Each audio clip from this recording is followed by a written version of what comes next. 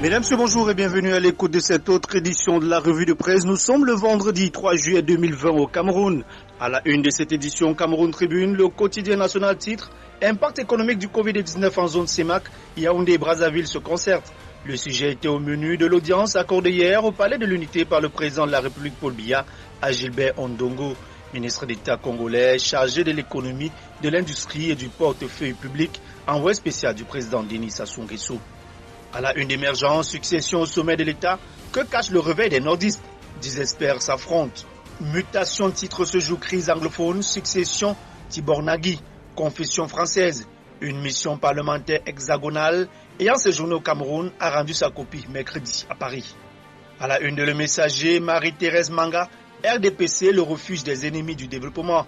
Intellectuelle camerounaise formée en France, écrivaine engagée, évangéliste et fondatrice du Centre eurafricain d'accueil d'hommes d'affaires, elle passe au scanner la gouvernance sous le régime Biya.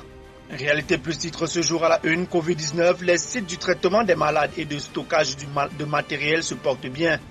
Le secrétaire d'État à la santé publique a visité certains sites de stockage du matériel anti-Covid et centres spéciaux de prise en charge des malades le 2 juillet 2020 à Yaoundé. Ali Mayatou est allé se rassurer du bon état des lieux et stimuler le personnel en action depuis plusieurs mois. Et Singan de ce vendredi titre à la une, autoflagellation, Amougou Belinga dénonce ses frères Betty. Pour l'homme d'affaires promoteur du groupe L'Anecdote, c'est un collaborateur du chef de l'État, originaire de la communauté de la région du centre, lui mettent les bâtons dans les roues. Toujours à la une du Singan, menace terroriste, une bombe explose à Yaoundé. À la une de Le Soir, construction de l'autoroute Yaoundé-Simalène, le Mindi stoppe les pertes financières. Alors que les blocages que connaît ce chantier structurant engagent déjà les grandes pertes financières, Célestine Ketchakoutes, descendue sur le terrain mercredi dernier, s'est dit engagée à lutter contre l'incivisme et la délinquance qui freinent cette action forte du chef de l'État. À la une de Le Soir, crise au sein de la famille Fotso-Victor, 2 magistrats camerounais condamnés à Paris. Eliane Fotso et Rachel Fotso font partie de la vingtaine de veuves et de certains enfants du patriarche Fotso-Victor condamnés le 22 juin dernier par la Cour d'appel de Versailles en France à payer à Madame Laure Toukam Fotso, épouse de Njitap Fotso, Clarisse Fotso et Lucie Fotso, la somme de 4 000 €.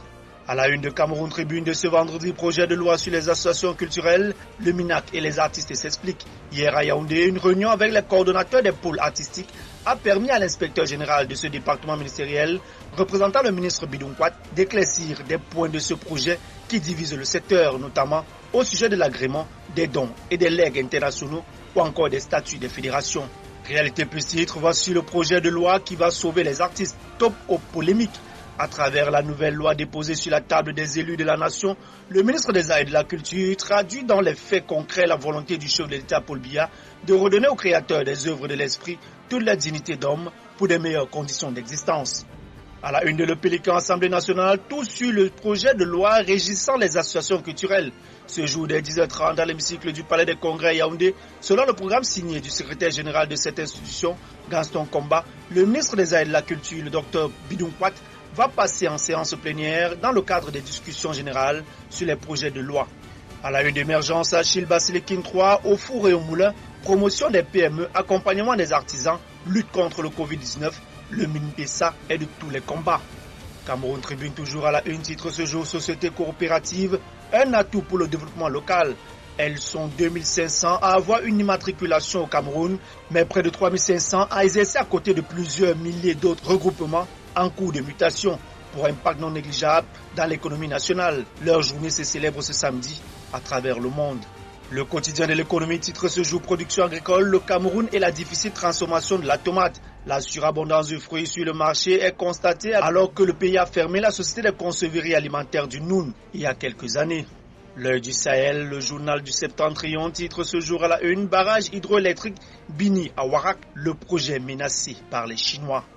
Mesdames, Messieurs, merci infiniment de votre aimable attention. Retrouvons-nous lundi prochain pour une autre édition de votre revue de presse. D'ici à là, bon week-end à tous, bon week-end à toutes. Merci.